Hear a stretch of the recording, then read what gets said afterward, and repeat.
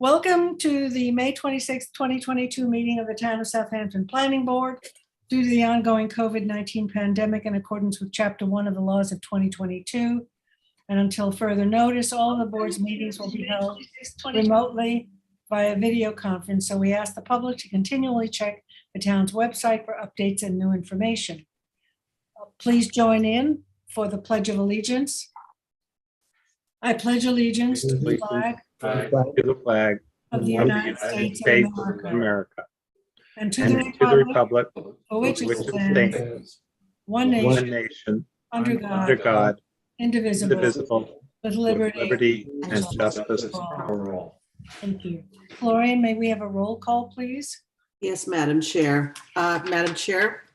Present. Vice Chair Finnerty. Present. The Secretary is here. Board Member Catalinato. Present. Board Member Mutu. Present. Board Member Neely. Present. We have a quorum. Thank you. We have a full agenda posted on the town's website for today's meeting, which is being held, as you can see, by Zoom. The town's planning staff, as well as applicants and their representatives, will be participating via Zoom webinar, which is being moderated by CTV. Charles Certain will be muting and holding the speakers in a virtual waiting room until it's their time to give testimony before the board. A reminder that applicants and their agents should state their name and address for the record. As is typical, there are no public comments allowed during our daytime meetings, nor is it appropriate for the public to use the chat function to comment on applications. The link to participate in this meeting via Zoom can be found on the town's website. This meeting is also being live streamed on the town's website on the town clerk's meeting portal. If you're having difficulty accessing the meeting, please visit the town clerk's meeting portal and click on the instructions link. Board members who must recuse themselves for any application will state so on the record and will be removed from the meeting until the end of the discussion and vote on the application. Finally, in accordance with the legislation, this meeting will be recorded and transcribed at a later date and will be made available to the public. So there are just a couple of sequential changes in today's agenda. Unfortunately, a town board referral that Janice is representing was not included, but it is back on as number 1. And then we are going to take application number 9, which is 911 Flanders, and hear it as again as number 2. I did. Can you just turn that off real quick? Jackie, I'm waiting to hear from Keith Brown. He requested an adjournment of the matter. And I'm just waiting to hear back from him because we're on an action deadline for a secret determination. So I just need for him, if he's going to adjourn it, that's okay, but he's got to give authorization to extend the action deadline. So I'm still waiting to hear from Keith on that one. I just saw his picture flash and his name, so. Yeah, he has something in the chat room. Yeah. If you go into chat. Yeah, it just says he sends an email. Sent an email to the planning department seeking an adjournment of number 2, application 911. Please confirm receipt. I think he just needs to explicitly state, though, that he is consenting to the action deadline, the extension. Okay.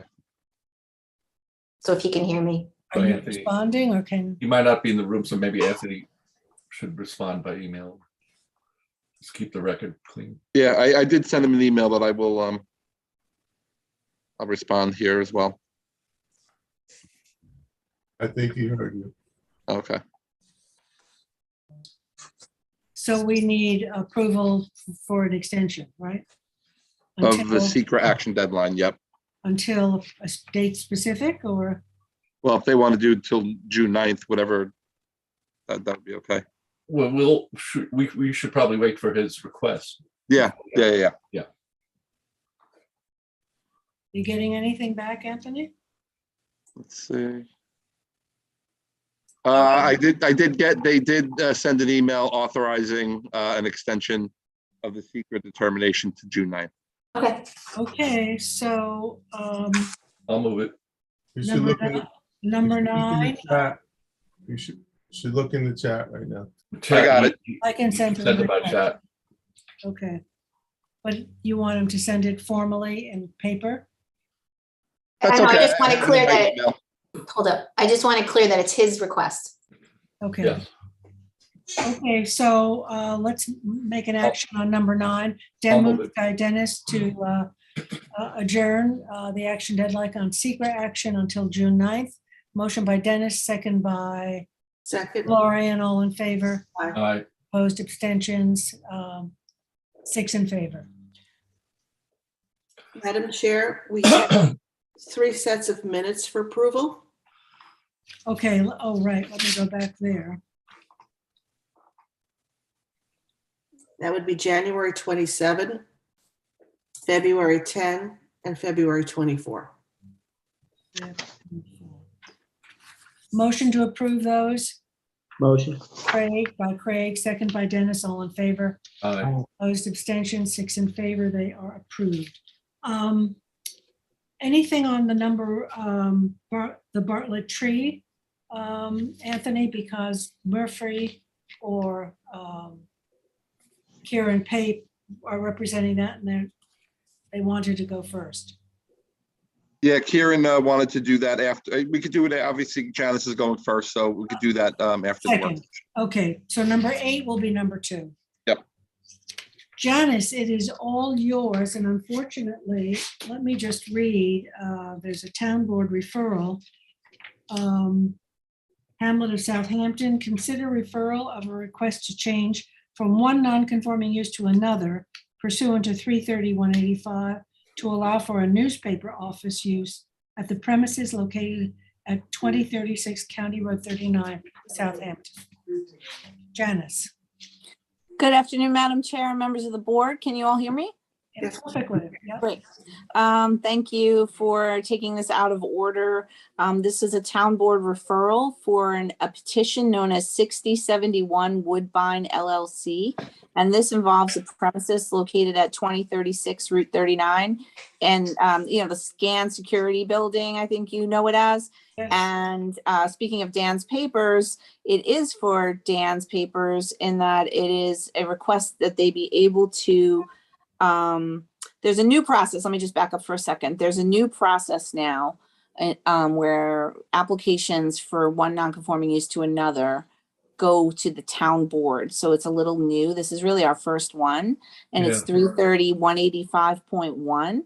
And the process is sort of expedited in that, but it goes to the town board because they were concerned, as you may recall, when you looked at this for their referral of doing this law, that they don't want people to effectively change zones by using this provision. And if they did, then they could say, this really is a zone change. You need to come under a different process here. So this application is really, it's a ZBA decision where they were very specific about the uses that could be there. And the decision D016136 says they can have security and commodity brokers, exchanges and services, an insurance office, other investment offices, legal services, engineering, architectural and survey services, accounting, auditing, and bookkeeping. Dan's Papers is looking to have a newspaper office. I mean, it's desktop publishing. They're not looking to print newspapers there. They're looking to, write stories. It is a different type of, it's an office use that's not covered in this very specific list. So, but they couldn't come back to the ZBA because it's under this provision, this new way now. So they have to come to the town board on it. And it really is just the town board wants to be able to approve what the publication is asking for. So this is a referral to the town board as to your planning opinion on whether or not this, change should be made, and they should be allowed to have Dan's Papers as a use there. And then I think ultimately the vision here would be, if it's an office and it's commercial use, I think it's zoned R60 actually. Residential, it is. Yeah, so we would ultimately want to just change the zoning here, probably to highway business, but any recommendation on that regard would also be welcome. So the County Road 39 study is silent on that spot. It doesn't recommend any specific zoning there. But we, as always, are moving toward conformity and would like to see, if there's businesses there, it should be a commercial zone. It shouldn't be where every time they try to change something, they have to keep coming back to the town board, whoever else may go there in the future. So that's really the gist of it. And it's really just to get, and we do have, time. I can come back again on a subsequent agenda, but we'd like to just get your referral report. So when the town board opens it up, they can understand any planning issues you might have, which I don't really see any, but I'd like to hear what you think. Well, Janice, as you know, since we approved that was the scan, I think it was Scan scan security. security. Just recently, the county has enacted that special turn lane on the Sunrise, just west of the terminus. So eastbound traffic, it allows westbound traffic to do a U-turn in a designated lane and then return to the site. That wasn't in place when we originally did the site plan. So certainly we wouldn't want westbound traffic. In other words, if westbound traffic were going to enter this site, I think we would encourage them or mandate that they use that new special turn lane. Does everyone know what I'm referring to? It's basically a way to U-turn. You can It's go a exactly. go east, but go east, go Because west. the access to that site was really, as you know, is problematic, especially not for eastbound traffic, but for westbound traffic. That there's no turn. I believe the turn lane evaporates right around, Yes. turns into a narrow triangle. Do you have a So- no left turn there? Well, there's no sign on the highway, but I think I On don't the know. site, I mean, somebody leaving the site cannot go west from that property. I No. believe so. I think is- that was it- part of the original site plan, and we should really pull that site plan to confirm. And if it's not in place, it should be in place now. But I don't know what mechanism we can do. Well, the town board can conditionally approve this and say you can't have leftbound turn, and then within. Yeah, well, that's what I mean. When they come for a change in tenancy, that would be a condition, We would that a sign be posted. implement that. I think they should implement that condition. The other thing, Janice, is going back to your earlier comments, is I think we wouldn't want to see any type of uses that are more traffic intensive coming to this site. So this is one of the cases where every time they change a use in that site, it would be good to bring it back to the town board and have some sort of review, because who knows, they might want a much more traffic intensive use in the future. Okay, so you prefer it that way? Yeah, this is one of the few instances where I think it makes sense on that site, just to forestall any increased any uses that are more traffic intensive. I have to say- The entrance is uphill. You go up a hill. And I remember we had a discussion about the signage for that site. They wanted to put their sign further down closer to 3027. And we had them push it back as much as possible, but still you see a big sign when you drive by. So Yeah. Can someone tell me where we're talking about? Because I'm not familiar. You come off County Road 39, there's a gas station. Well, it's before Oh, the this is before. before the gas station. And right to the right, you'll see a scan security up a hill. The building is kind of hidden. You don't see it. Yeah. Gloria, Right Nancy, where it coming off- changes, Right where, before the Bentley Motel, and it's right where Dennis was saying, it's right at that, across from Inlet Road East. It's across from the right Lobster Inn, Gloria.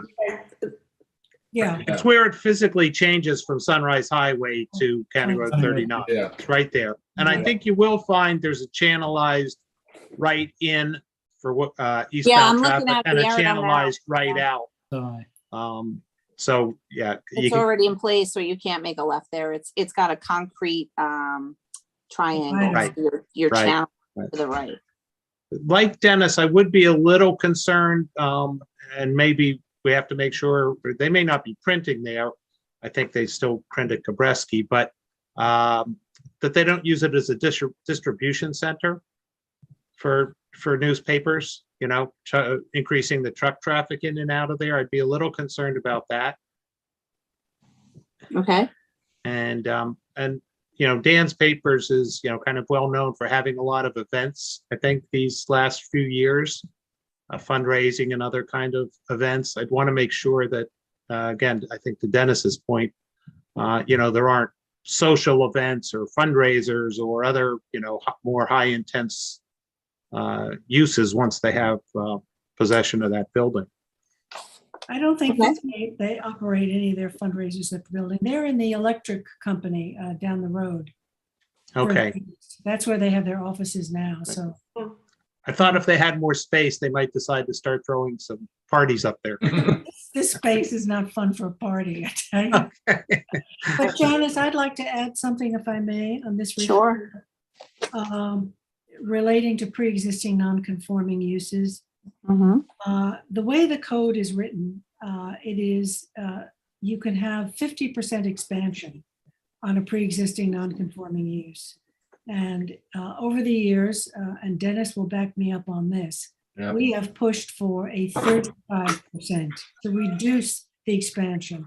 Otherwise, we'll never retire the pre-existing non-conforming uses in the town, which is the intention. Okay, do you want to add that to your report? I Okay, think sure. so. I mean, I thought until I got on the planning board that there was a sunset. You had so many years and then it has to revert to the. Only for certain uses, Gloria. I think bars and nightclubs have a you know, amortization Okay, provision, but other uses. that's, yeah, And that, Jack is correct.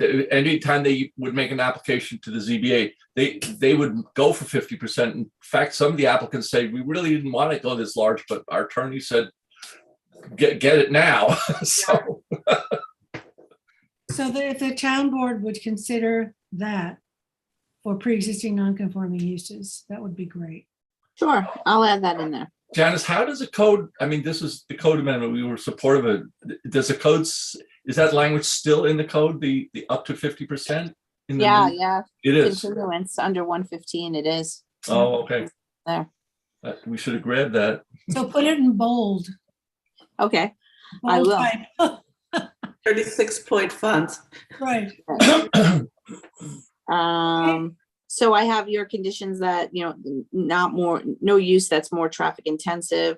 You encourage to keep the zoning as is and require later uses to come in back to the town board under this provision. Signage should not be varied, not to be used as a distribution center for papers that increases the truck traffic.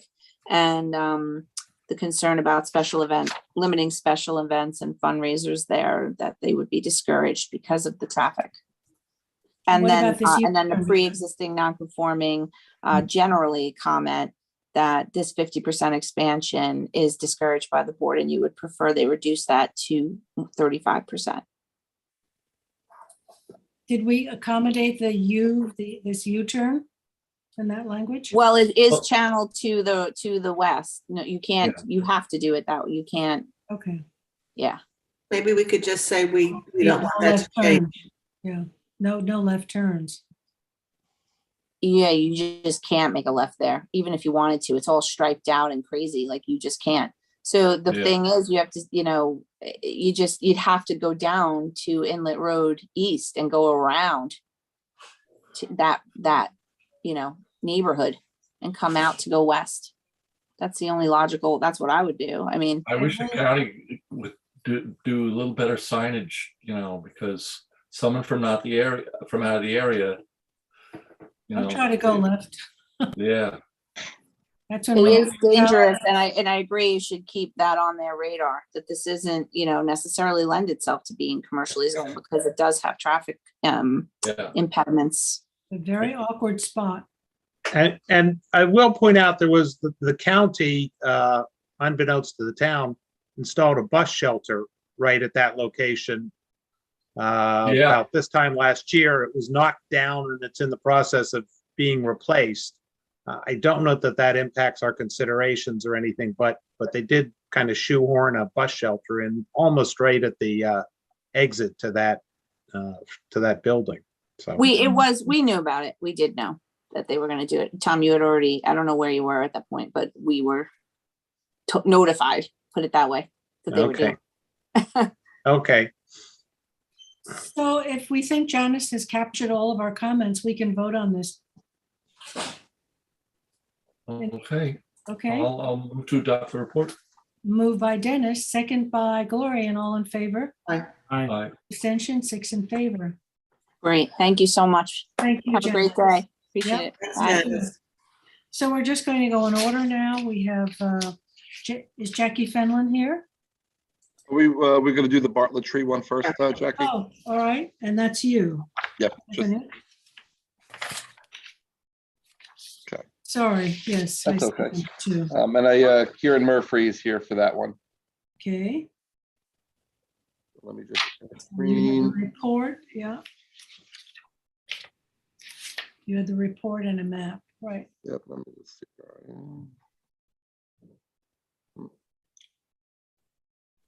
Okay.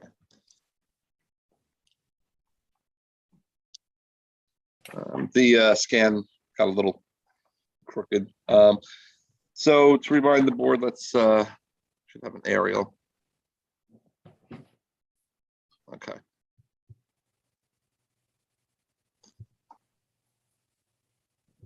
So this is a Bartlett Tree Experts. It's on Sandy Hollow Road and North Sea Road.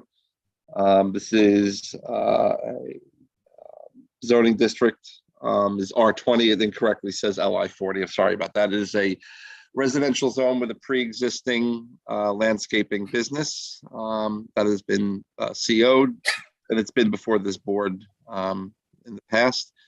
Application is to install 2 storage sheds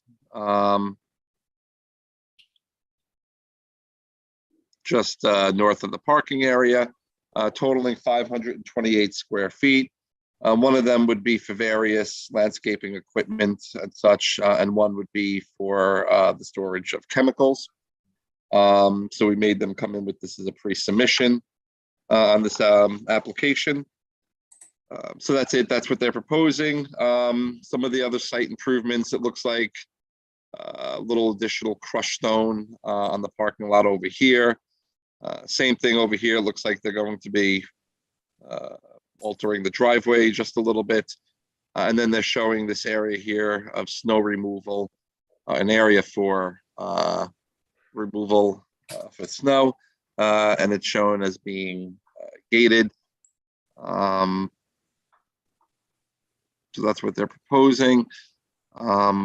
Anthony, I thought my memory was that they were going to close off the Sandy Hollow Road access. Am I remembering that wrong? Yeah, no, I remember that, Gloria.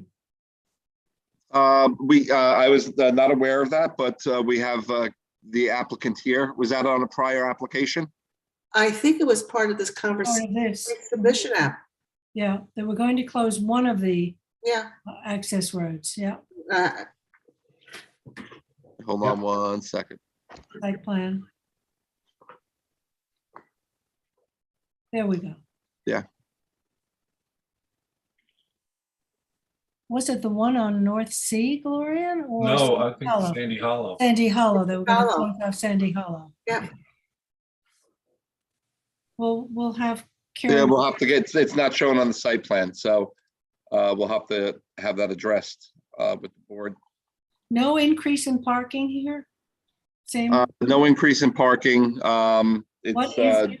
just what- accessories, the storage of chemicals, which are currently being stored outside. And I believe the change in the state regulations, and Kieran could speak to this, requires that they be kept inside. Anthony, isn't storage parking 1 per 1,000 square feet? As a use, yes. We could discuss it. This didn't seem to be any type of expansion of the use. So I didn't think that the current outdoor storage of chemicals being brought indoors necessitated any additional parking. But again, If the board thinks it does, we can have that discussion. But yes, as a use, Dennis, 1 per 1,000. In this particular case, it was just to bring what's being stored outdoors into indoors. So And you said it was 528 square. the total for the 2 buildings was 528 square feet. So it's a half a car. Yeah, Here's what, Anthony, could you pull up the aerial again? sure. I think we need to specify, Anthony, how many parking spaces they have. There's nowhere, I think Okay. just as a. You see the entrance there now. Here's it, and that's my way. I drive by there every afternoon. Sandy Hollow is packed. What happens is, if you're familiar with the tree trucks, they're large trucks to begin with, but then they usually are trailering a chipper behind them, so it's almost like a tractor trailer. Mhm. The entry to Bartlett is almost directly across. It is directly across from the new affordable housing entrance. There is no turn lane. So what happens, and the traffic is queued, is backed up to the light, waiting for the light to turn on Sandy Hollow. So the Bartlett Tree truck wants to make his left turn and stops there and basically is halfway in across the yellow wedge. Traffic is halted cannot get up Sandy Hollow, and they just have to wait literally till the light changes, or hopefully, or wait that somebody stops and allows them to go in. I've seen it. It happens almost on a daily basis. So closing up that access is going to be key to North Sea Road is a lot lighter traffic. Ironically, it's much lighter traffic, both for right-hand turns, of course, and left-hand turns.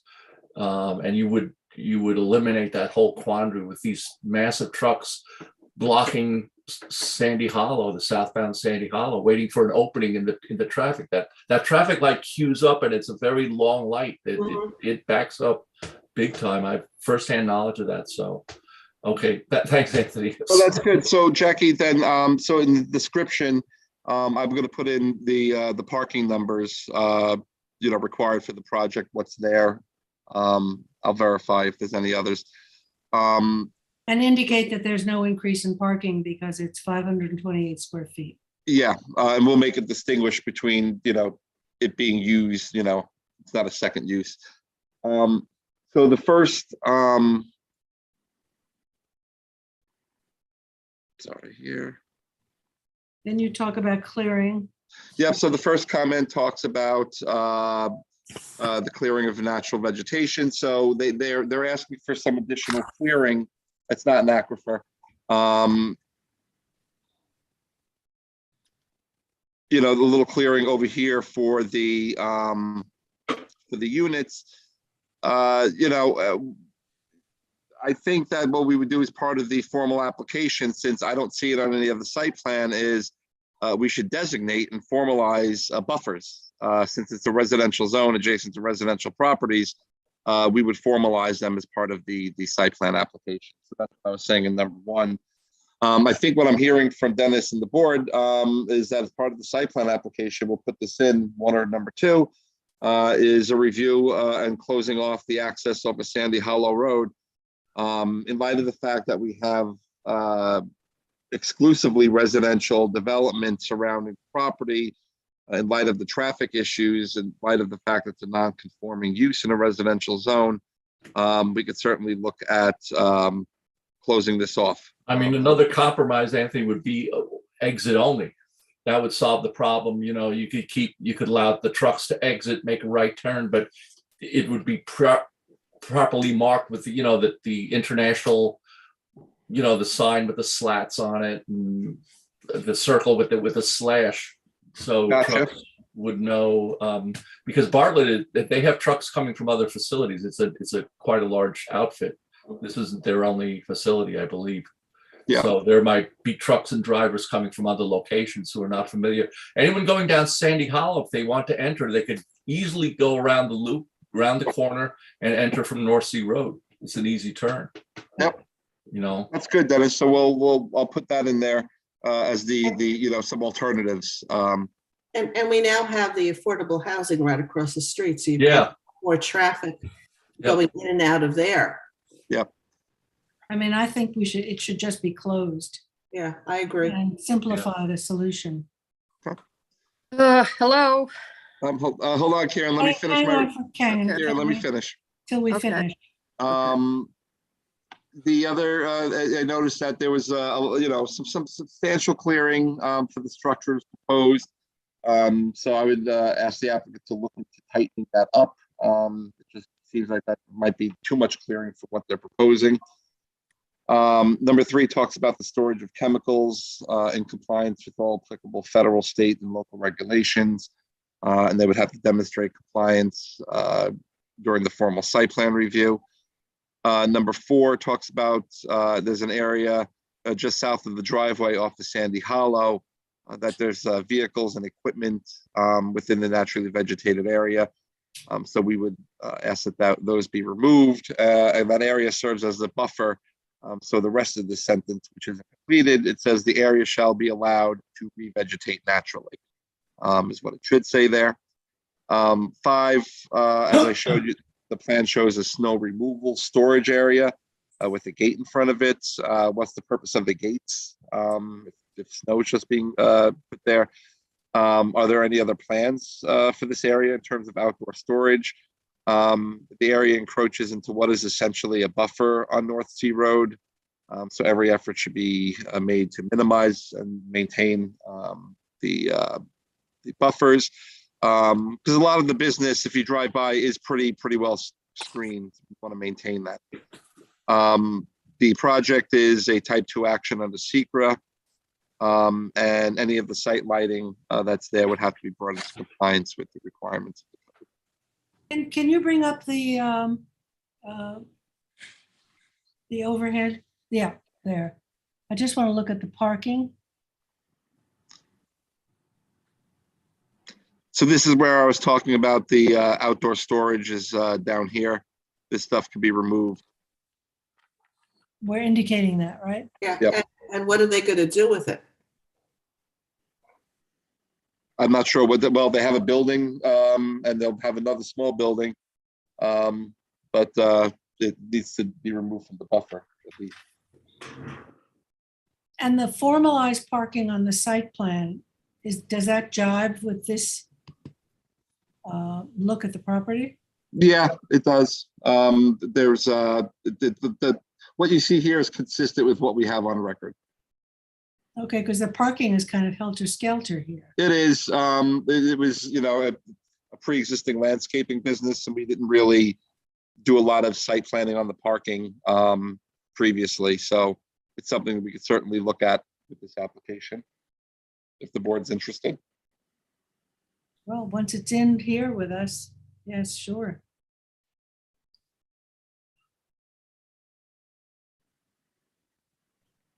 Okay, so Karen, do you have some comments? Yes, thank you for moving me up on the agenda. The Sandy Hollow Let's Road. finish your name, please, for the record. Oh, Kieran Pate Murphy, attorney for the applicant, 1 Bayberry Lane, Sag Harbor, New York, 11963. The survey has Sandy Hollow Road. They have gate to removed and replaced with a chain link fence. So there will be no access to or from Sandy Hollow Road. They didn't want to get involved in removing right next to the highway because you have to go to the Suffolk County because it's a county road. So they just at this point, in order to get these 2 sheds approved because of regulations, they were originally inside the building and they should be outside the building and not where the workers are and the office workers. So that's why they're being put outside. That's why we're here. There is a parking requirements on the plan. It said that total 19 spaces are required. They have, what you can see, they have 37 spaces with 1 existing handicap space. They are willing to work with, the buffer area with the 2 proposed containers. One is a specialized chemical storage, and the other one is just like a shipping container that they want to put equipment in. and they're providing more space inside for their workers. The snow removal area, they can get rid of that. That was just where they dump snow. And I'll have to talk about them about the outdoor storage, but we're definitely willing to work with Anthony on the clearing and making sure that there's the correct buffers. But again, I think cutting off Sandy Hollow Road is a big step forward, and they can do some more plantings around there. They're just putting a gate there right now because it will take more time to deal with the county on getting rid of that curb cut. So they just kind of wanted to leave it because they need these 2 trailers to operate their business safely and comply with all the laws and regulations. Here in this part of this application, though, your clients are prepared to enter into an agreement not to use that while Yeah, you wait. yes, Okay. yes. Okay. Okay, so Anthony, you'll revise the report? Yes. So there's no ingress or egress on Sandy Hollow Road, and Correct. that existing, just so Anthony has it down for his report, and that the existing cut will be secured by a permanent chain until such time as it can be permanent. Permits can be secured from the county to permanent close it. Yes. Okay, great. Okay, great. Thank you. All right. Thank you so much. So do we want to take a vote on this, Anthony? Do you want to come Yep, back? no, you can vote on it. I got it. Okay, so motion to approve the report by Dennis and second by Gloria. All in favor? All right. Opposed, abstention, 6 in favor. Okay. So now we can move to, Thank you. thank you. Thank you. Bye. Thanks. If Bye. Jackie here? If not, we'll go on with Anthony. Oh, good. Yep. Anthony? That's a little bit longer than I thought it would be. Jackie is here. Jackie is here. Okay, Jackie, you're up. Hi, Anthony, did you want to finish? Your Let's go in order, okay? Okay, that's fine. You're up for 69 Cypress Avenue. Yes, and if Eric Pelletier could be let in, please, he's the applicant. Coming in. Thank you.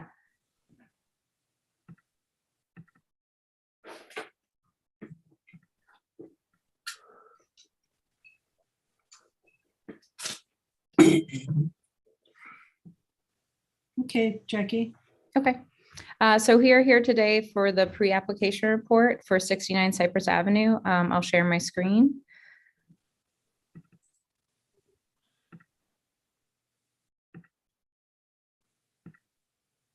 Can everyone see that?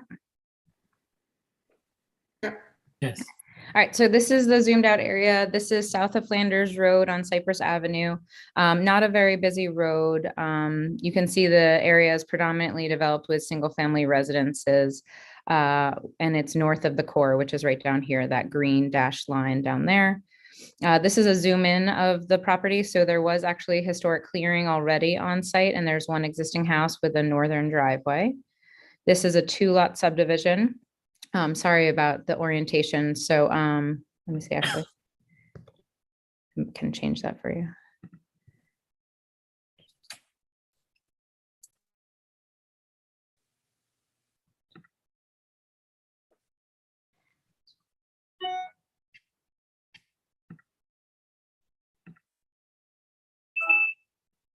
Oh, now it's like, sorry, now it's like zoomed in.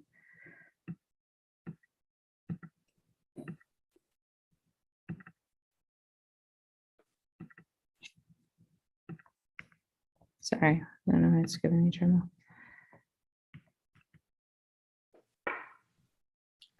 My Zoom just totally shut down. I had to come back in. Yeah, my screen's a little frozen. Hold on.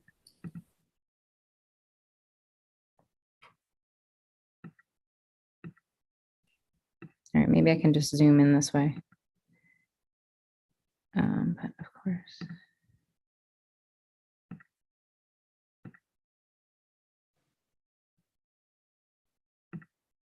All right, so this is actually the orientation of the lot. Sorry about that. So Eric Pelletier is here. So this existing house is going to remain and be renovated. This is a 20,000 square foot lot. So I advised him to put all the excess into the flag lot as much as possible to comply with our flag lot design standard pursuant to 29238E. And as you can see here, the topo is really not that bad. I am not recommending in this case that there be a common driveway because Cypress is a very, mellow street. It's just residential and there's not a lot of through traffic unless you live there. So this would be 2 individual driveways. So there would be an addition to 1 driveway. And sorry, I got to rotate it back. And I just wanted to show you the clearing because this was previously cleared. If you can see, so there's a lot of housing just to the east that was existing there. This is the existing house now. And you can see that there was additional clearing that has actually since grown back. So he provided that on the survey. And I will go back to the pre-application report. So here we are today for the pre-application report. This is a 2-lot subdivision in the R20 zoning district. It is a 1-acre site. The predominant type of land use in the immediate area is single-family residences, and it's 800 feet south of Flanders Road. Seeking a 2-lot plan. With this report, we will be formally waiving the cluster plan because there's no availability for adjacent open space. Can you enlarge it, please? Sure, yeah. Sorry, with the maps, it was being a little weird. Is that better? Yeah. Okay. Nice. So I am recommending that they proceed with the standard plan. There's really no opportunity for any open space preservation or significant because everything adjacent is existing residentially developed with no adjacent open space. So with the park fee, it would be a fixed fee of $2,500 because there's 1 existing house. So this would just be for the demand of the new housing lot being created. We did have a public hearing on April 14th, which no public comments were received during the public hearing or within the written comment period. Fire prevention, they had standard comments that the property shall have new that are there existingly served by public water, and they just will require the 1 new street address. Town engineer also stated, Town engineer also provided that monuments be provided. That's a condition of final conditional approval and recommended a covenant for 3-inch drainage. Flanders Fire District also by their letter in March of 2022 said that they had no concerns with the project. And they just want to make sure access was available, which we require anyways through driveway safety law through 330-360. We did not receive comments from the Conservation Board to date, but we will send that to them at the final application stage. And for the Trails Advisory Board, they had no trails implications at this location. We also did receive comments from the Franca CAC that basically said on behalf of Flanders and Riverside Northampton community, Franca has no objection to the proposal and understand the property is approximately 43,000 square feet in an R20 zone. Therefore, the subdivision shall result in the creation of 2 lots of sufficient size. So getting to the recommendations, I do recommend that we waive the flag lot requirement. They have provided 20,000 square feet in the road fronting lot, and the excess has been provided in the flag lot. I am recommending that with this report, we formally waive the cluster plan as there's no opportunity for clustering in this vicinity, and it's in the compatible growth area. It will need lot width variances. So Eric, I would like to talk to you about just making sure we have the measurements right, which is why I said approximately, but on the plan, so the existing lot is just narrow. So they will need a lot width variance of approximately 96 feet for the road fronting lot and 116 feet for the flag lot in the rear, just because the lot is approximately 116 feet wide now. And then next, it is in the medium priority. So therefore, any new construction will require an IA system. So that's number 4. And then I just want to make sure that the historic clearing is very clearly noted on the final application stage, because right now the road fronting lot is at 75% clearing. So the planning board may grandfather that clearing, and that's why I wanted to show you the historic aerial, because the property used to be more cleared in the 1976 aerial prior to the enactment of the Aquifer Protection Overlay District, which was in 1984.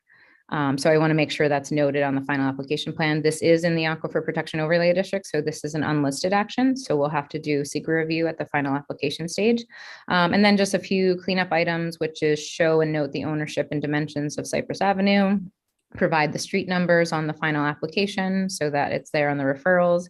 And if there's any covenants, there is an old subdivision on here, Eric, which is Riverhead Estates Section 1, which was filed in 1945. If you could just do a title search with the county clerk and just see if there was any covenants and restrictions associated with that, that would be handed in at the final application stage. I don't believe there will be much, and I couldn't find any, but we just want to double check that for the final application stage. And with that, I'm just recommending that they move forward to the final application with the variances for lot width and health department approval. Okay, any comments, Eric? No, we agree with Ms. Fenlon. We will make the changes and make the application on the final to conform to her requests.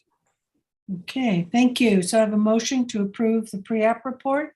Motion. Motion by Gloria and second by Craig. All in favor? Aye. Opposed, abstention, 6 in favor. Thank you. Thank you. Jackie, want to move down to David and Robin Santora? Yes, and if you could, Charles, please let in, it should be Heather Wright.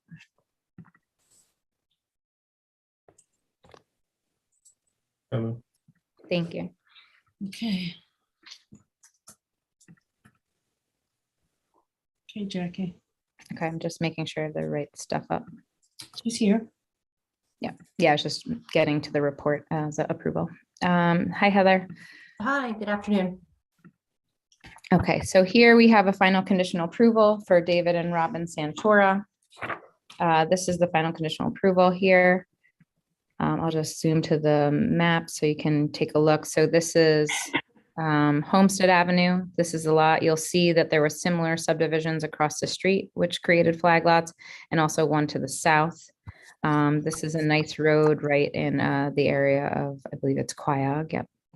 And this is Strebels over here, just to orientate yourselves. This is Strebels right here. Oh, here's a better aerial. And then this is the existing house with an improved driveway. So the lot would be going back here. And this is the subdivision map. So it shows the flag lot plan with the existing house, and they did receive variances for the existing setbacks for the house. So I will just go back to the beginning of the approval. Jackie, it looked like there was some sort of a structure on the proposed new lot. Oh, there is a shed that they're proposing to remove. Okay. Yeah, I don't know if it's actually a shed too, or if it's one of those like hoop storage, but yeah, they're proposing to remove that on the plan. Let's see here. And actually I can add that as a condition too, just to make sure, because it says it's to be removed. So, but that will just remind me to check.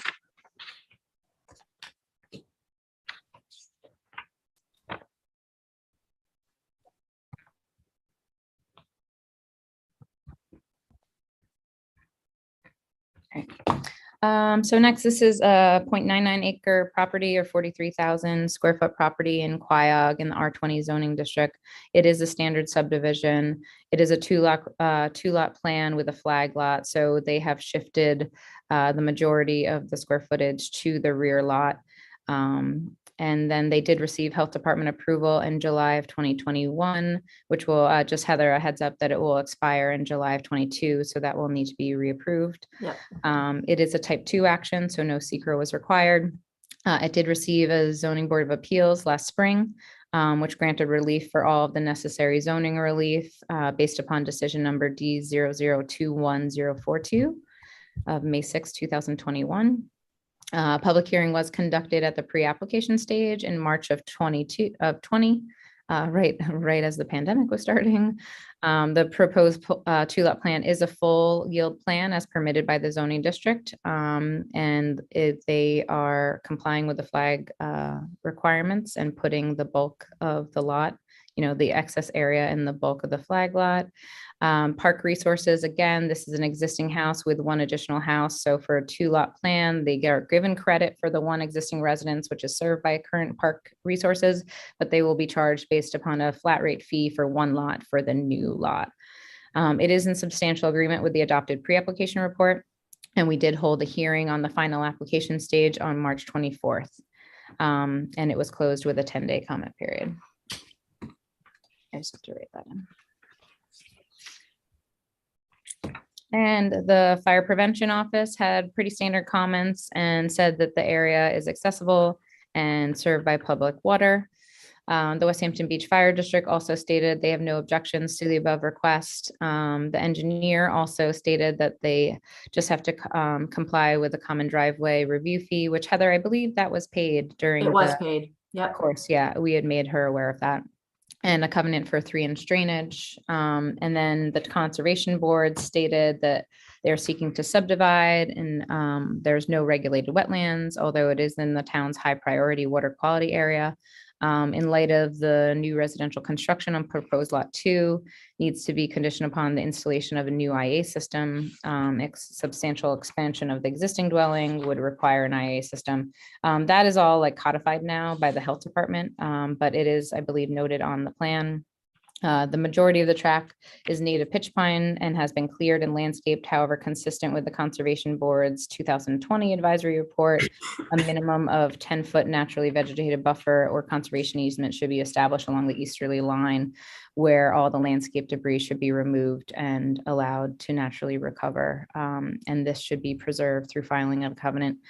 So I will get to that later because I wanted to discuss that with the board, but I'll just move forward with the last 2 comments. The Trails Advisory Board had no trail implications for the subdivision at this time. And the Suffolk County Planning Commission did have to weigh in on this one and gave a decision of local determination.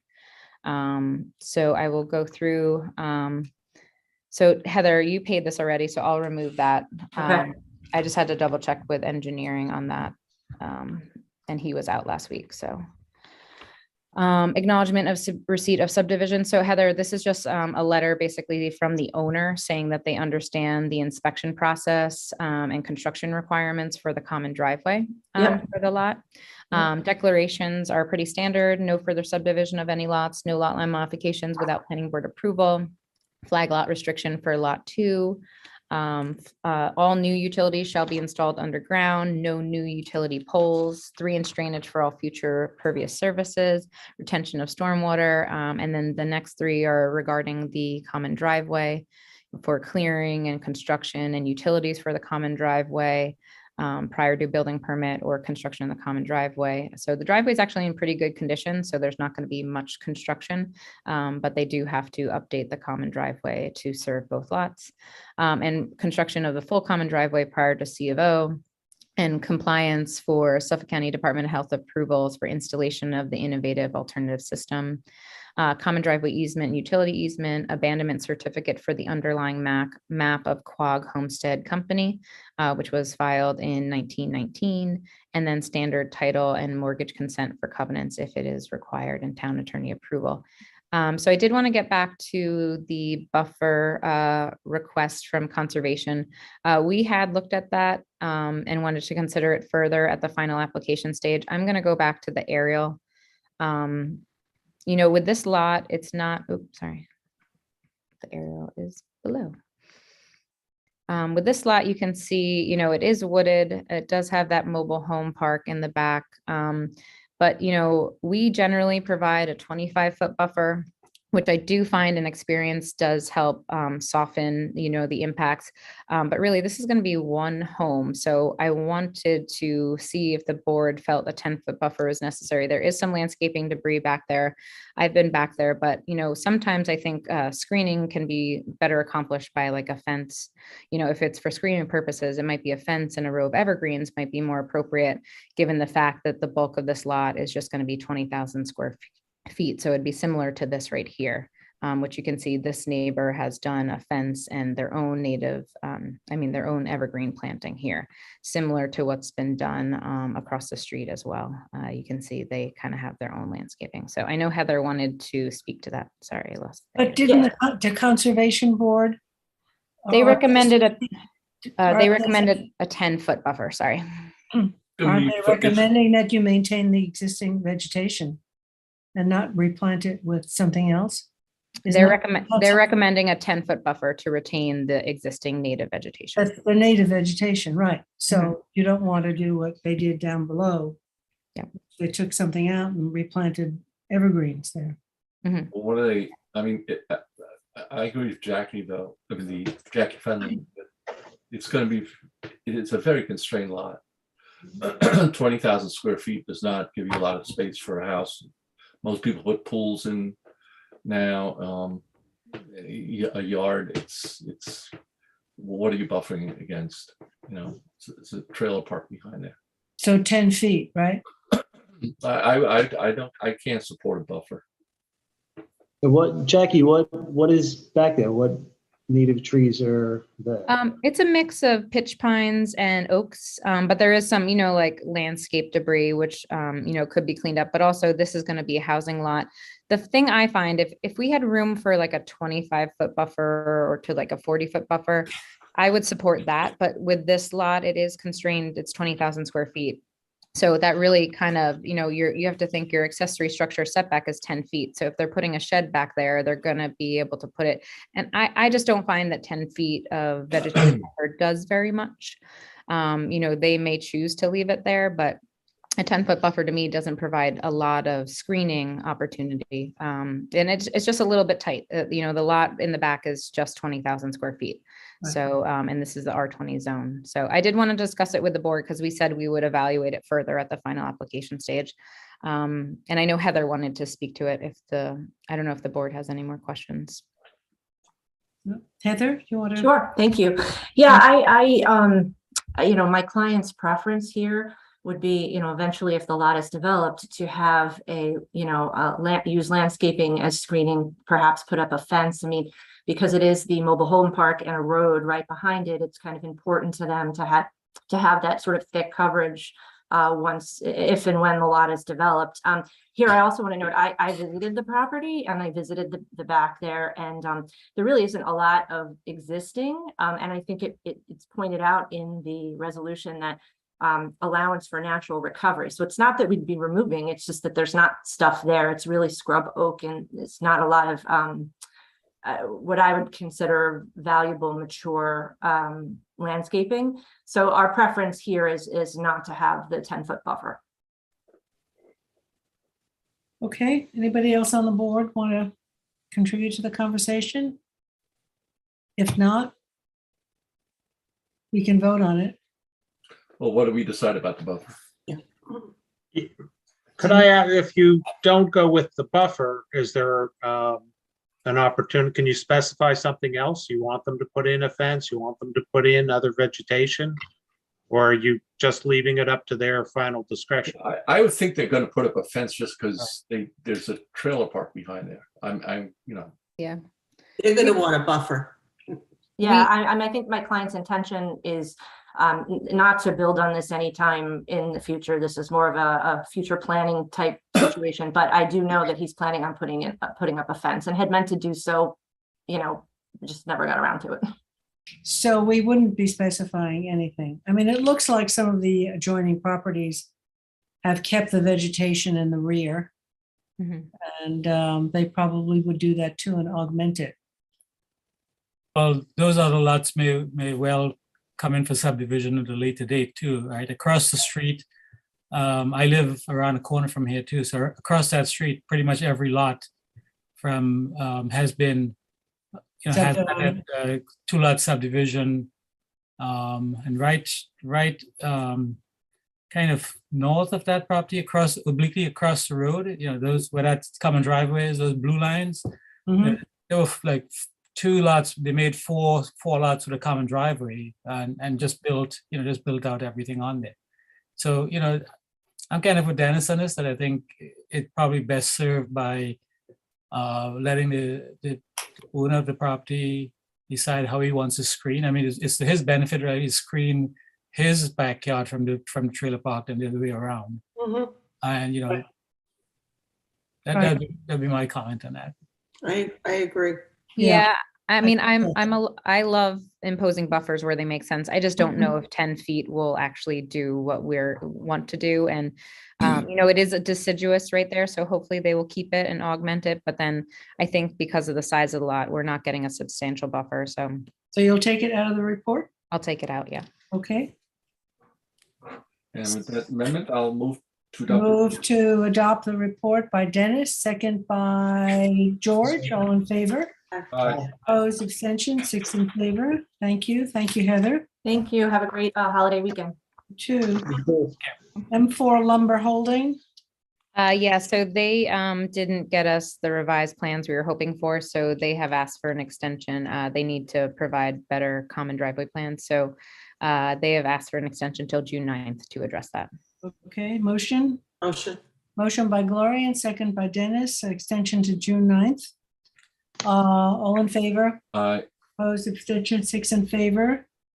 That's it. Anthony? Yep. You're back. You have Gaspar and Devere Terezi. Yep, and that's Kevin Springer should be here for that.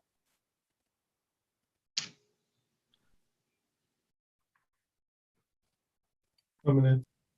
Okay. All right.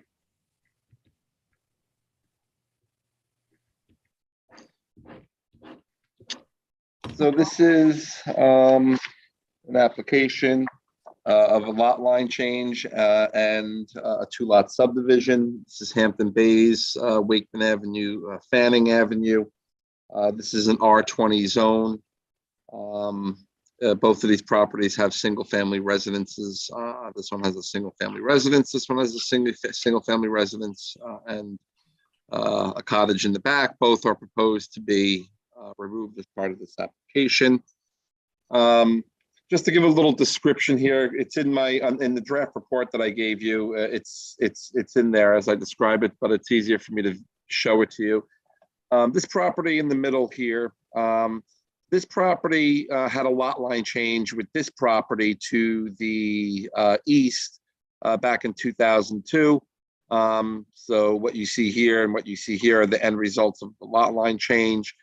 There were no covenants or restrictions associated with that lot line change. It was just a swap of land between two properties.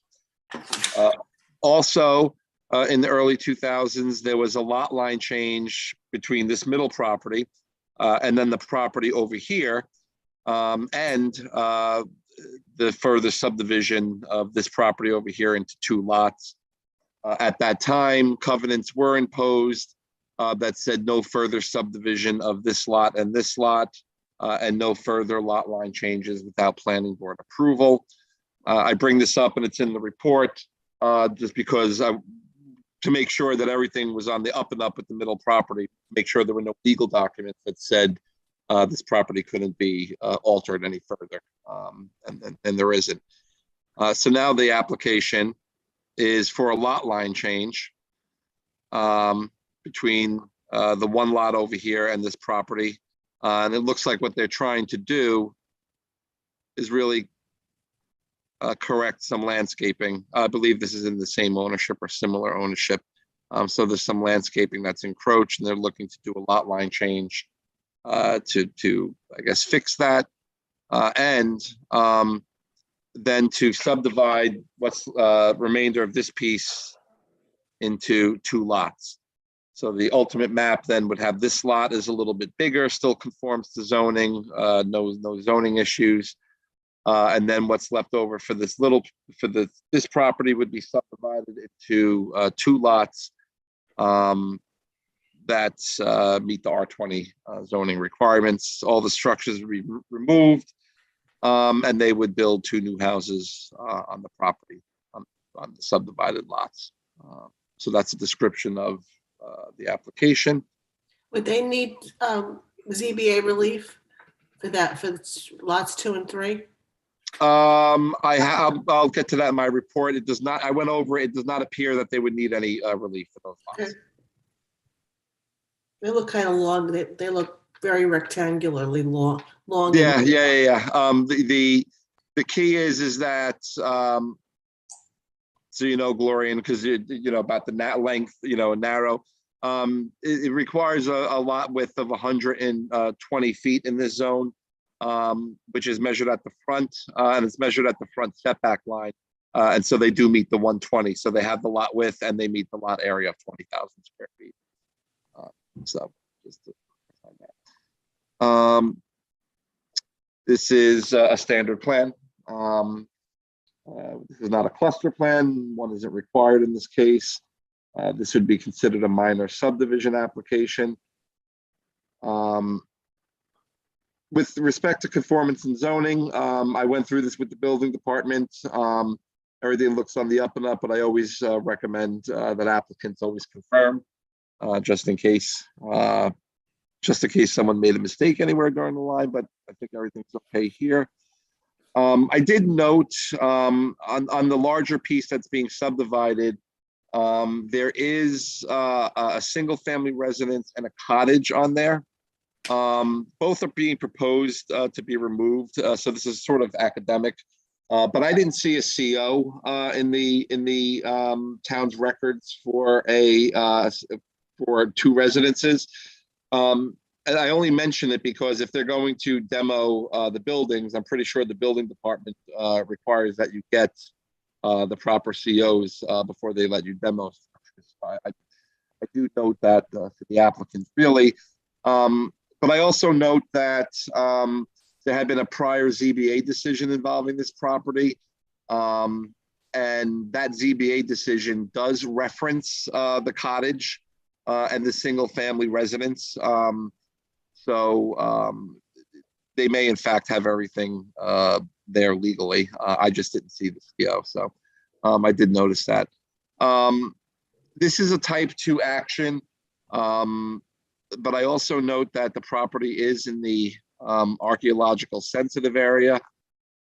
This is one of those cases. As you can see, this is the property that is developed, shed, single family residence and cottage that they're looking to break up, as I said, into 2 lots. And I didn't know if an archaeological was required in this case, just because I don't know where, I'm not sure where they would dig for anything since the property's been built out, but I could leave that to the board to discuss. Let's see, let me just go back here. Park requirement will be based on a flat fee of $2,500 because the one lot already has a house on it and this lot already has a house on it. So it would result in only one additional building lot. So it would be a flat fee of $2,500. Public hearing was held in March 10th with no public comments received. It's not subject to the Long Island Workforce Housing Act. Town engineer made some comments, just some minor things that they could incorporate into the subdivision map. And they recommended preliminary approval, but we would incorporate any of the recommended map changes into a final. The Conservation Board notices that it recommended the innovative alternative systems, which is required now. They're also mentioning a conservation easement along this property line. Having been out to the property, this is just one of those cases where I left it open for a buffer discussion. A lot of this vegetation in this property is actually dead. You can almost see it in this aerial. Looks like the pine beetle might have come up to this property. So I don't really need anything on this side or back here, in my opinion. Anthony, I'm sorry to interrupt you. Where is the conservation easement? The Conservation Board is recommending one over here on this side of the property. Okay. That's pretty standard. They typically will recommend it. Is that going to squeeze the footprint of each lot? Yeah, I mean, this is just one of those, property. Like I said, a lot of that vegetation is dead. I believe it's pine beetle. And it is probably in this case, going to narrow the building envelope somewhat. And I just don't think it's probably necessary in this case. Yeah. With the easement, will they still conform to R20? Yeah, because the easement doesn't get excluded from the area. Okay. Office of Fire Prevention said that everything's in order here, no further requirements. Hampton-based fire district, same thing, adequate fire protection. Trails Advisory Board, no, no trail implications. And that let's see, and that any demolition would be subject to anything that's over 75 years old has to go to the historic district board. So they noted that in here, but they noted that that further research would be needed in order to justify it as a historic resource. So, so it would go to them if it gets demoed. We haven't received any comments from the CAC, the Health Department, or the Shinnecock Nation. So my recommendations are review by the Landmarks Board, as I said, prior to any demolition or building permits being issued for 91 Fanning Avenue. The construction of the new dwellings on the 2 new lots will require an IA system. I grayed out here a common driveway serving both lots 2 and 3, just because I know that often we will look at that. Fanning Avenue, I don't know in this case, a common driveway for each of these lots is necessary, so that's why I left it gray for the board to discuss if they thought they might want to require it. In this case, given the road, the nature of the road, where it's located, I didn't think a common driveway was necessary here. Buffering we just discussed, and the archaeological report was the other unknown. Anthony, if I can just interject with the buffering, with the Conservation Board is saying it's forested, but if it's dead pine barrens, then there really isn't a forest to protect because the beetles did it in. Yeah. So I think that it sort of negates, they may not have visited the property. That's right. They could be looking at old aerial photographs. These are the most recent photographs, which are very clear. Yeah, and Anthony and I actually went back. There were pitch pines that were there, and then they're not there. And you can tell they're kind of laying down. Yeah. And then, I know the board always discusses the archaeological. This is just one of those cases where it's sort of, I didn't see how we require one in this case, but, we always have the discussion. What, they're going to be digging foundations for a new house?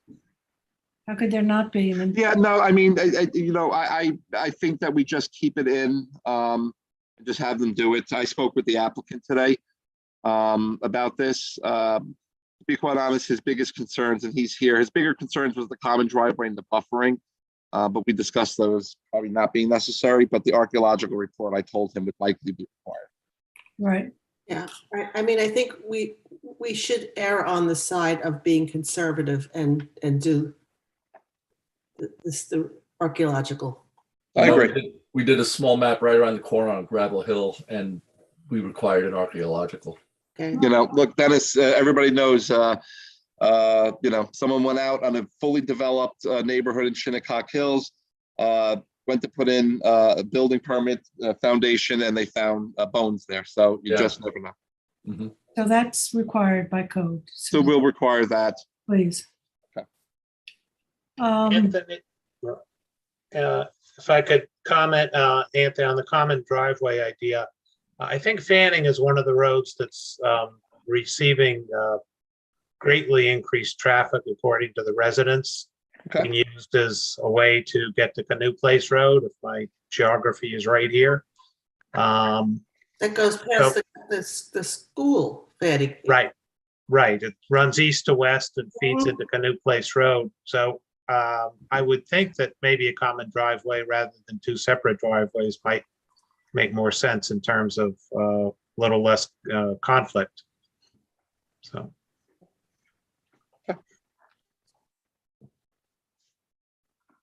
Is Kevin here? Does he have any? Yeah, I'm here. I'm here. Okay, Kevin. So the archaeological is going to be required. It's Which just a is- code requirement. Yeah, that's fine. I kind of suspected that was going to happen, and listen, my client doesn't want to have any issues like just happened in Shinnecock Hills, so we don't have a problem with that. The buffering, which I spoke to conservation, they did not go out to the lot, they only did an aerial, and that area has been decimated by the beetles. Yep. That's okay. Yeah, we're okay with that. All right. The one thing though with the common driveway, not loving that idea at all, because first of all, it'd be the only common driveway on Fanning Avenue. I don't think it's fair that, the way we want to set up our houses, that we should have to, be doing that, since nobody else does it, and it's not going to be the layout. We're trying to keep the two properties separated and with the driveways on each side. That's my client's, position on that.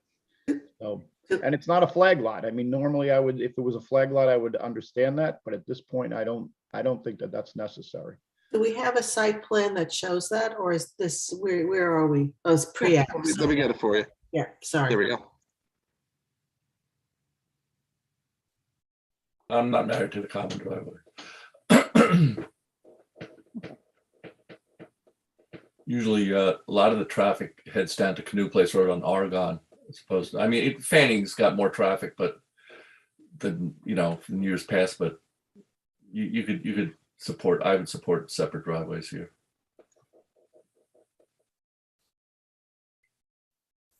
I mean, either way, during that rush hour period, getting onto Fanning at this point at 7:30 in the morning, no matter how many driveways you have, is an issue. I don't feel that one more driveway is going to make. Oregon's has much heavier use by virtue of the school, and it's just. Yeah, it's become I lived on Gravel Hill for many years. It's become a very popular cut through to get around town. Yeah. Unfortunately, when they don't realize that when you get down to Canoe Place. Canoe Place Road, you ain't going anywhere. But I let them learn that on their own. It's all the traffic apps that are sending people hither and yon. Yeah, it's a fiasco, but as we all know, nobody knows what the answer is, but that's the way it is. I mean, they did a nice job, with the cones and stuff now at the light at Canoe Place by the Shell station, which seems to have helped a little bit, but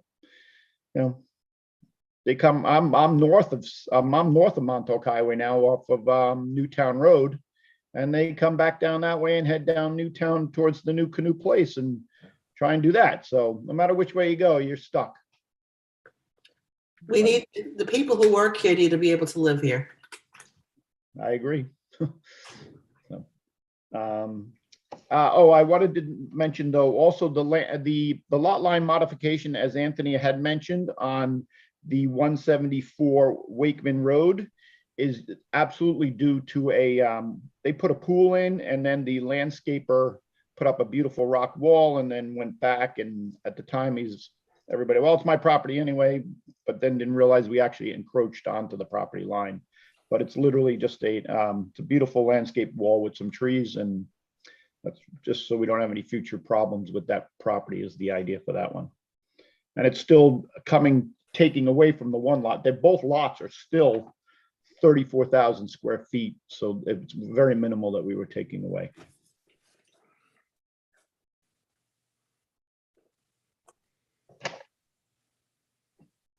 Jackie, you're muted. I said, okay, shall we take a vote on this? Yep. So, separate driveways, no buffer. right, Yep. But we're going to do the archaeological. yes. I'll move it. Moved by Dennis, second by George, all in favor. Opposed, abstention, 6 in favor. Thank you. Thank you, Kevin. Anthony, what's happening with the Hampton Bays District? Is it They've extension? requested an extension of the action deadline until June 9th. You sure they don't want more time than that? Because that's like, this is the third, fourth extension. That's the letter that we got, is they asked for Okay. June 9th. Motion? Motion. Motion by Gloria and second by Dennis, all in favor. Opposed, abstentions, abstentions, 6 in favor to June 9th. What's happening with the key capture Okay, energy? so they're both going to be on for June 9th. We don't need to do anything with number 7 because we're not on an action deadline. But for key capture energy, the site plan pre-submission conference, we were, so that one we would just have to do an extension of the action deadline until June 9th. Wait, nothing says action deadline. I here. know that was a mistake on my part. Sorry about Oh, that. number Jack. 7 is an action deadline? No, No, seven number is 7 not. is not. No, we're good. It's just- 8 is. Yep. 8 is. Yep. So we got to extend 8. Okay, so nothing there. So extension to June 9th again? Yep. By Gloria, second by Dennis, all in favor. Aye. Opposed, extensions, 6 in favor. We've done Bartlett Tree. Flanders is adjourned. Yep, we get Claire. What about Radziwill? Yeah, Radziwill. Jackie's here. Oh, Yeah. Jackie's here, sorry. Hi. Anthony, you want to text Claire though? So I have Radziwill. They actually, I was looking over this. I took this over from Matt, and they actually need a minor variance for the flag strips, for them all to have flag strips. So they'll all be 18 feet wide, which is fine. And we're going to approve a common driveway, but I asked them to take care of that before we approve it. Since it's a nonconformity and we would normally require 20-foot flag strips. So to get done with their ZBA process, I recommended, and the applicant agreed to an extension till August 25th to give them time to obtain that variance. Extension to August 25th. Motion? Motion. Motion by Craig, second by Tom, all in favor. Aye. Opposed, abstentions, 6 in favor. Is Claire coming? She was downstairs, so if you'd like, we could go to Ocean Road Real Estate, which is just a completeness item. Number 13, okay. So this is let me see if I can get to it. 14. 14. I have different numbers on my, Oh, Me too. yeah, I have different numbers. I've got 13 as East Quogue Mobile Home Park. I think one is the amended schedule, which included number 1. I don't know, but I have 14 as Ocean Road as well. Yeah, I have it as 14, but it was an updated agenda that was sent out on Monday. That's right. But the updated agenda didn't have Janice's stuff on it either. All right, they Yes. left that off. Yeah, I'm working with 2 sets of papers here and All right. whatever. Okay, Jackie, go on. Ocean. Okay. Yes, I was just trying to get to the stuff. Is anyone else having any difficulty with their Zoom? I was cut off 3 times, so Uh-oh. just curious. I had to go back to the link and log back in. Okay, everybody Could else, be your internet connection. I don't know. I'm running pretty smooth here.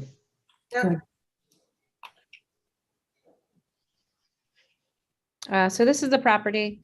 This should be a very simple lot line modification. I don't see any problems with it. There used to be a well tower right here, which was why the property was carved like that. And if you can see now, the driveway, kind of extends right here, which really functions for the driveway for the southern residents. So the lot line modification is going to smooth out that area. So you see here, that bump, that was the well, it's no longer needed. They're doing an almost equal exchange. It's actually just off by 1 foot. So you'll see here, it will just smooth out that common lot boundary between the two. So I do have a resolution that recommends that this be deemed complete and that this be a public hearing scheduled for June 23rd. Okay, motion? Motion. Motion by Gloria and second by Dennis, all in favor. Aye. 6 in favor, June 23rd. Let's acknowledge the signatures. I have number 16, Atlantic Club Gulf Staff Housing. That's actually going to be off the agenda. I need a couple items for it to be completed. So Atlantic Golf is off. Is off the agenda. United States Coast Guard. I file- signed all 152 forms. Okay, great. So that's acknowledged. We all have different numbers here on the agenda. Yeah. So I have number 11, the Bridgeham Bridge Gardens, Peconic Land Trust. Yep, I have that. So I think I have two attendees, Charles. I have Kim Cordy and possibly Heather Wright. I think. Claire, I want to recuse myself because I'm a legacy donor to the Okay. organization. Thanks. So the request as they're coming in is Gloria, if to, you could just, oh, she did it. Okay, perfect. the request is to ask for an extension of time with the site plan. So in essence, the site plan is done, the outside, the garden is in good condition, all the parking lots in, everything necessary for the operation of the gardens are done. The building is taking them longer to do. The building was to be converted to an apartment for the caretaker. It is a single family residence this time. And to have an educational center, which would have the amenities of handicap access. And so that's taking longer. So they've asked for a phasing to happen with this site plan, which you do often. Phase one would be the garden, the public gardens to be, that CO to be issued. And phase two would be to allow the education center and the apartment to be a second phase, and go through that process of completing this. Do we need any specific dates? Usually when we do this, it could be a shorter time period if you felt it was really necessary. But in this case, it might be 1 or 2 years might be appropriate because you could have a park without amenities. It could be functional. So it's up to you though. And the residence continues to function? It does. Okay. Is there any questions for the applicants, the board? If not, I suggest I can write up a resolution very quickly if you're amenable to it. That just spells out the 2 phases. Okay. Okay. Any other questions? I have a quick question for Claire, just from a procedural standpoint. So that by doing this, we'll be able to get the CO for the outdoor use, and then phase 2 will be a second CO or a CC or something. So right, eventually compliant. So the site plan will cover both. Right, exactly. And at that time, I do an inspection to make sure that it was an operable, education center as approved. Got it. That's great. Yeah. Okay. Okay, motion to accept this report by Tom Neely, second by Dennis, all in favor. Aye. Opposed, extension, 6 in favor. Thank you. 5 in favor, 1 recusal. Oh, 1 recusal, sorry. And then East Quogue Mobile Home Park, I think it's Ken Job. Lauren, you can come back in.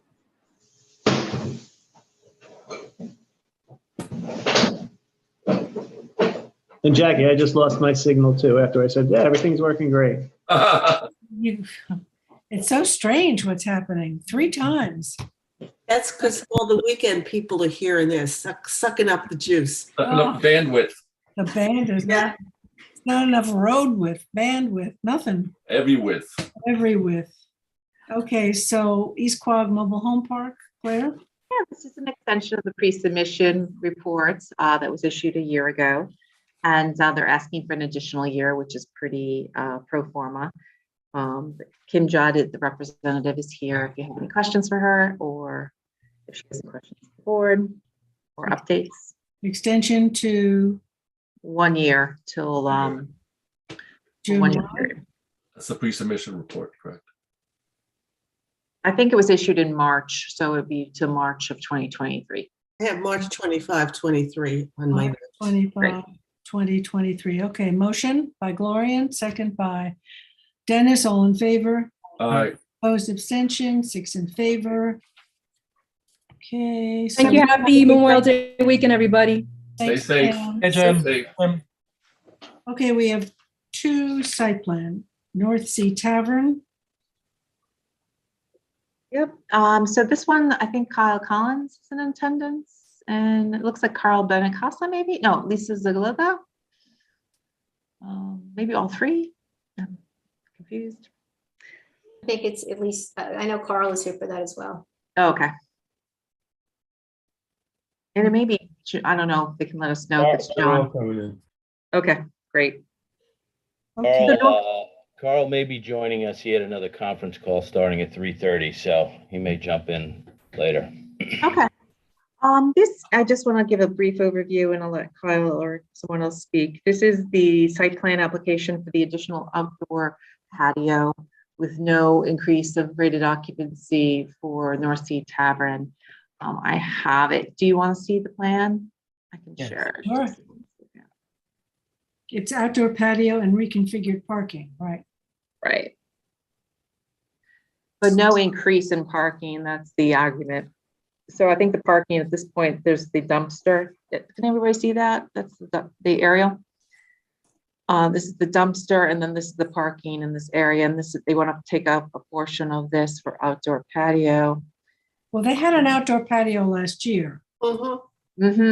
But this is, that was through COVID. That was on a temporary basis. Now this is to formalize it. So every year they'd be able to have the outdoor patio for patrons. We're on the parish, Parish Road, okay.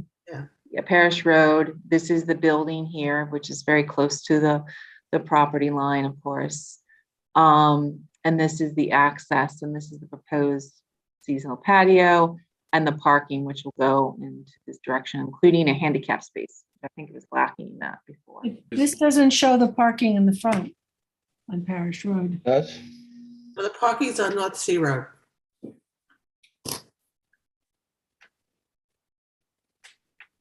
Hey, Kyle? Yeah, I'm here. Think we could do something about the sandwich signs that keep popping up in the middle of North Sea Road? Like 2 for 1. Sure, you can reference that in your, I think it's probably as the sign ordinance doesn't permit those, so I think they would be in violation. But if you want to memorialize that as part of your resolution, I think that would be fine. I think we should do that. No, it's actually both sides of that road. Oh, yeah. But So, It knows. it's like bunnies, they grow. so when I referenced Parish Road, many of the clients who use this tavern park on that road, and there are lots of tickets always being issued there. Is there anything, so now that you're taking away more parking space internally, there's going to be more parking on Parish Road. Any solution to that, Kyle? Yes, and let me introduce for the record, Kyle Collins, 16 Library Avenue, KPC Planning for the applicant. Actually, the parking that's going on, particularly during the daytime hours, is from the auto repair place. He's using the public right-of-way across the street on the south side of Parish as his storage. He moves those later at night over there. The applicant would welcome the planning board recommending to the town board to put some time limits, 2-hour parking, so that the car storage associated with the auto repair isn't utilizing that for 8 hours a day. But I just want to hit one point. We are not reducing the amount of parking that's in the rear. There was a statement that now that you're taking away, we're not. There's 5 conforming parking spaces in the rear. We are reconfiguring the parking in the rear of that parking lot so we can still accommodate 5 spaces, which includes 1 handicap space. As it relates to the pandemic outdoor seating that was authorized through the state's general emergency provision, the area is actually being reduced to what was previously accounted for under the pandemic conditions. And again, as Claire pointed out, there is going to be no increase in occupancy. It's a seasonal seating. Whatever seating is going to go outside gets moved from inside to outside. It would be helpful if we saw the plan. Which one? Yeah, I can show it to you just again. You want me to share my screen? I could do it. Either No, way. I can do it. I got it. So this is the new plan. Could you And- make it a little smaller so we could see the whole thing? Sure, I I don't think know, so. or, I mean, I can try to make mine smaller, but. How's that? Is that better? There's fine. North Sea Road, and this is Parish, and then this is the entrance to the road. This is the proposal. What So is the overall parking? How many spaces? they have the existing ones in the front. How many are there, Carl? Hold on a Kyle? second. Zoom in. 6 in the front, 5 in the rear. 11. Yeah. And how many are they required? The required is 39 spaces. This property enjoys, it was constructed prior to zoning in 1957. It has a CO for a restaurant bar on the first floor with a residence on the second floor. And pursuant to 33100A, it is grandfathered for for parking requirements under the code. So there's actually 28 parking spaces that are grandfathered, and there's the 11 provided on site. Boy, I mean, I appreciate all your code references, Kyle, but this is a mess. I mean, I was over there taking photographs, and there are cars everywhere. It is such a constrained site. The plan that you've submitted looks good on paper, but realistically, it's hard to get in there and it's hard to get out with the patio. I know it functioned last year during COVID, and I appreciate the need for that, but it's a parking problem. So the parking layout meets the dimensional standards under the parking requirements under the code. It has 24 foot travel aisles, so there's adequate room to back in and back out of those spaces. Again, it's just a simple reconfiguration of existing 5 spaces that exist today, and there'll be 5 spaces after the proposed outdoor seating. Some of the cars, like I said, are not all attributable to this use. A lot of those cars that you see out there are associated with the repair garage next door. are there town formalized parking spaces on Parish? No. So how would the town go about creating spaces? Well, I think Kyle's idea is a good one. Just put a limitation on 2-hour limitation on the spaces, and that solves the adjoining auto repair. They put their cars there all day long and all weekend long, and and my sympathies really go out to indoor eateries who are scrambling to remain in business these difficult times. I think we have to make whatever accommodations that are reasonable, still within the planning guidelines, but these eateries, they need their outdoor space because people are still, they're not going inside.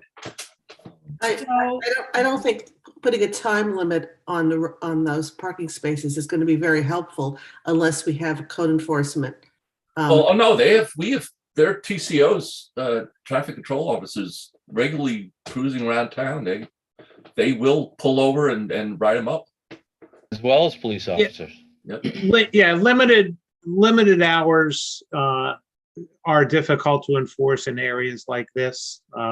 There's the practical experience. I remember in my former role, having complaints about the parking on Parish Road, North Sea Road, but certainly we could look at talking to the town board. I don't remember what the regulations are in that area, but we could certainly talk to the town board about posting, 2-hour limits. It is hard to enforce when you get out of, downtown, Bridgehampton or other, hamlet centers. It's hard to get officers out there. Every 2 hours. Well, they have to go, they have to mark the tires, and they have to come back in 2 hours. But we could certainly recommend it. One of the things, I don't know if you can go back to the aerial, and Kyle, I know, you're a big proponent of this. Is there any business next door or anywhere that you could do some shared parking with, at night or anything like that? Nothing adjacent and on the west side of North Sea Road. We did look at potentially, some other sites. We did investigate that, but the last thing I wanted to recommend to this client is to have people going across County Route 38 or North Sea Road. Right. It's a heavily trafficked, high, relatively high speed, even though the speed limit's lower. Right. I did not feel comfortable. We did kind of explore it, and every time we explored it, I was like, first of all, I don't feel comfortable with it, and I don't think the planning board's going to feel comfortable with it. Right. Nothing on that side of the road. Nothing on this side of the road. To the south is the property that the town purchased for CPF. There's that limited parking that, is being utilized by the auto repair to the north. So there's some parking within the 50-foot right-of-way adjacent to that CPF property. And then to the north, the guy's already in the auto repair is maxing it out. You can see his parking situation in the aerial photograph. Right. So there's nothing, we did kind of investigate that to try to see if we could find some other parking. I mean, he just, obviously it's a pre-existing non-conforming use. He'd like to have more parking as well. Kyle, is there any creative redesign of the parking in the front? Again, even if you look at it on the site, just given the property lines, right? Right. Some of this, half of those spaces are within the right of way, but look at the configuration of the right of way. If you really look at the aerial photograph, absent the property lines, the cars are pretty far from the travel aisle. So they do have room to back up. Is it optimal? Absolutely not. But these are the pre-existing conditions here. Even though that says the edge of road on the or edge of concrete on the sidewalk, on the survey, the actual travel aisle is probably another 5 feet in where the white travel lane actually, and you can kind of see that on the aerial photograph. Right. But you're right. I wish we could. I don't think, it's a rough situation. I totally agree. Right. And until, I would say, late evening, across the street, the parking is worse. With the deli space is just horrible. And the liquor store there as well. The liquor store, yeah. So all backing out. I mean, at least the liquor store, I think, if you look at the aerial, they actually opened up some parking in the rear, I think, which is helpful. I mean, we looked at that. He was, expanding his parking there. But again, I didn't like having particularly patrons going across the street. I totally agree with you. Right. Right. That's a dead body waiting to happen. Yeah. So the one saving grace is the new ambulance barn is going up right. Yes. Sorry about that. Can we just go back to the aerial, please, for a second? So Kyle, you've probably figured this out. You have, head-in parking there.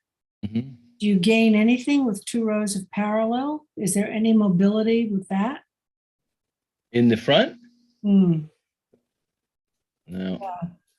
Parallel, you'll definitely lose spaces. No question about it.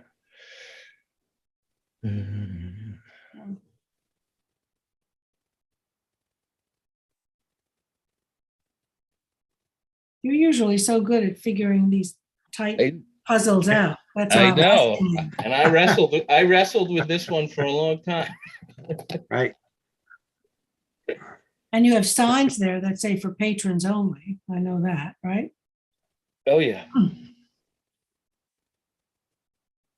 So the request, go ahead. I was just going to say, we have had, problems both here since I've been on the planning board and prior with, auto shops and their use of, public parking areas, on-street parking and stuff like that. So that, unfortunately, that problem's not uncommon with some of these auto repair shops. That's a mess, that auto repair. Gosh. Yeah. Well, can we just make a recommendation to the town board that they put some 2-hour timing on Parish, just at least get on the record with it? Claire? You can do a resolution to the town board. Sure, I could prepare that for the next meeting. I mean, I think we need to check what the existing regulations, parts of North Sea Road. I know right now, parking's not allowed. I don't know if it comes this far north, but I remember there were sections of North Sea Road that were posted as no parking. So we just have to see what the existing. We're talking about Parish. We're talking On about Parish. Parish. Tom. Oh, okay, just on Parish. Just Okay. on Parish. To my knowledge, there's no restrictions on Parish at this point, right now. There's no signs out there anyway. Okay. Okay, so this is for completeness. Well, there's a request in front of you to do this expedited, if you're comfortable with it. So I'd maybe have Kyle speak to that. They're probably anxious to get this approved for the summer months. Kyle, is this also involve a tent? The applicant's talking about that. He hasn't, decided that now, but he, obviously would like to have a seasonal tent as well. I don't know if the board would want to entertain that as well, just to give some relief from the shade. It would be something we'd have to approve. Obviously, you still have to get the fire marshal. But if you did want Exactly. that, you have to approve that also. So I think you'd probably want to get some comments from the fire marshal, and we can come back for that. Do you want to do that? Is the board comfortable with maybe referring this to the fire marshal? What, for And the then coming tent? back with it? Yeah. Okay. Kyle, isn't the patio already there?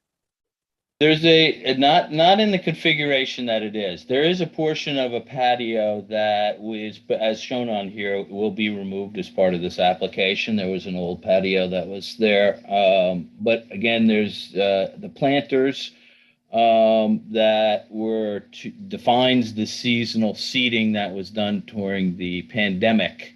Those areas are, on top of the previous, the existing parking lot. Right. So Claire, as far as expedited, I'm not comfortable with that. If it were, I'd want to know what was coming out, what was going in, just to keep some track of something. Yeah. Do you want a public hearing?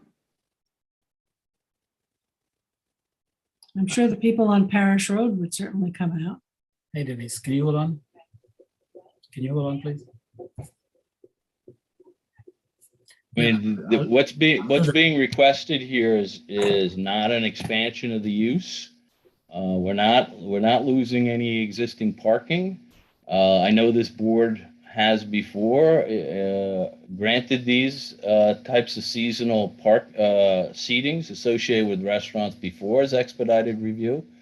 I don't think there's anything that's being changed by this application that would, that's going to increase the intensity of the use that would warrant a public hearing.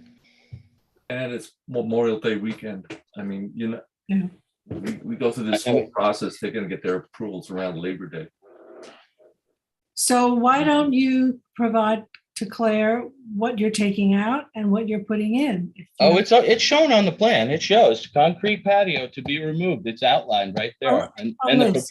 A list for us to understand instead of having to wade through the site plan. I mean, you want an expedited, make it a little bit easier. I'll make it as easy as you That's want. why I'm asking for a list of Okay, what you're putting in and what you're taking out. No problem. I'll modify the cover letter that explains all that. Yeah, I mean, I didn't see a completeness checklist in the packet. I didn't either. Which would then I would think would have identified those pieces.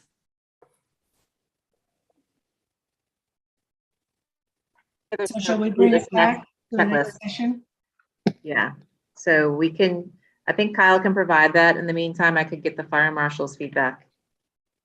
If the board's And we comfortable can with that. also prepare a resolution to the town board about the limited parking on Parish, timed parking. Right. Okay, so as soon as Kyle gets that to me, I'll forward it to the board too, so you have some time to review it. Please. We can act next meeting on the 9th. June 9th. On the 9th. I'll put it back on the 9th. But I'll try to get the referral from the town fire marshal in the meantime. Okay, no action then, right? Nope. Thank you, Kyle. Thank you. Thank you very much. Everybody have a great weekend. You Yes. too. Stay safe. 15, that's the last one, is the LIPA. Actually, it's off the agenda. It is going to be on for June 9th. Oh, boy. Everything else in the world. So everything, so June 9th. 's gonna be back. Mhm. And then the last one, which is West Hampton Beach Yacht Squadron, is acknowledged signature. Let's say I don't have that at all. Yeah. I've got it. Number 19. I don't have a 19. What's the date? On the new agenda it's on. The new agenda. Yes. Yeah, Okay.